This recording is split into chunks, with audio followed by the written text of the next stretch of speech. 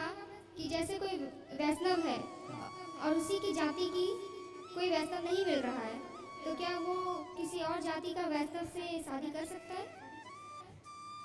आपको शादी करनी है? जी नहीं, अभी नहीं। फिर किसके लिए पूछ रहे हैं?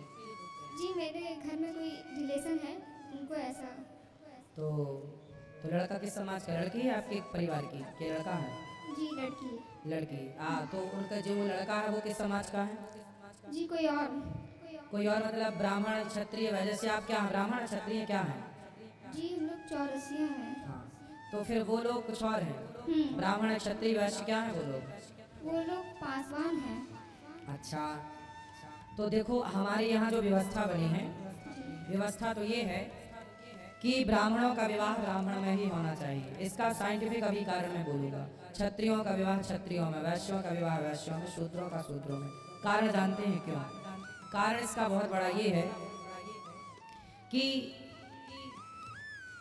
ब्राह्मणों की परंपराएं ना ब्राह्मण लोग समझते हैं। मैं ब्राह्मण हूँ तो मेरी पत्नी भी ब्राह्मण परिवार से है, तो वो भी उस परंपरा को मानती आई है। वो भी वही चीज, वो भी गाय को माता मानती है, हम भी गाय को माता मानते हैं। उनके यहाँ भी तुलसी की पूजा होती थी, हमारे यहाँ भी तुलसी की पूजा होती है।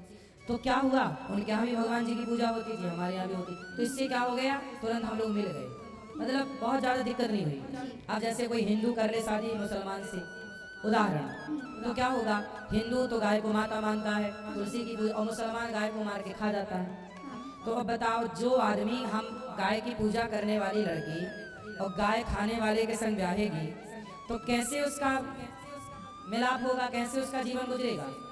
उसका हृदय नहीं दुखी होगा जब उसके सामने गाय कट रही होगी, रोएगी नहीं वो? तो विवाह वहाँ करना चाहिए जहाँ हम दोनों के विचार मिलते हों। तो ब्राह्मणों के विचार ब्राह्मणों से मिल जाते हैं, क्षत्रियों के विचार क्षत्रियों से मिलते हैं, वैश्यों के विचार। भाई वैश्य क्या होता है, व्यापार करता है, तो शुरू से व्यापार में पली बड़ी लड़की है, व्यापार को देखा है, और व्यापारी से ब्याही जाएगी तो व्यापार को समझती है।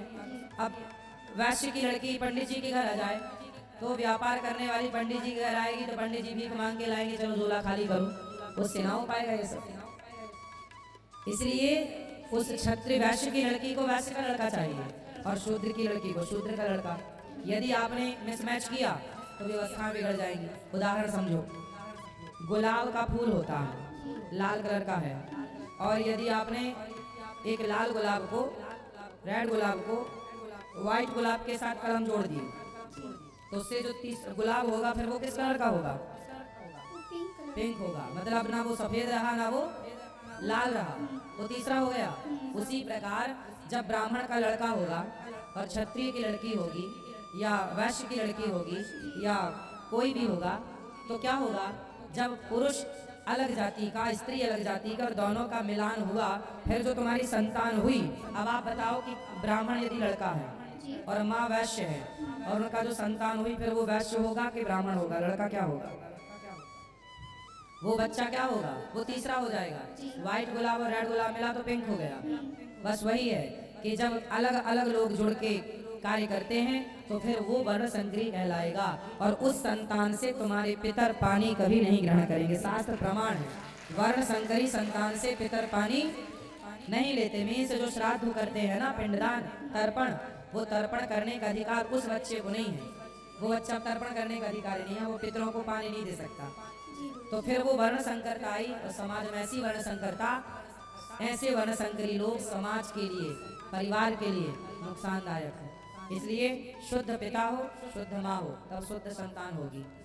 आज आपसे बात करके बहुत अच्छा लगा। आप आसनसोल में आए थे तो वहाँ भी मैं मैच लेने को चाही थी। बात समझ में आ गई आपको? हाँ जी। तो जो आपके रिश्तेदार हैं वो उनको समझा पाओगी आप? हाँ हाँ बिल्कुल। तो वो मान जाएंगे? हाँ मान जाएंगे, फिर ठीक, मनाने की कोशिश करूँगी। ठीक। मेरे घर पे माँ और मेरे भाई बहन, उन्हें राधे राधे कर। सबको राधे राधे। जी गुरु जी।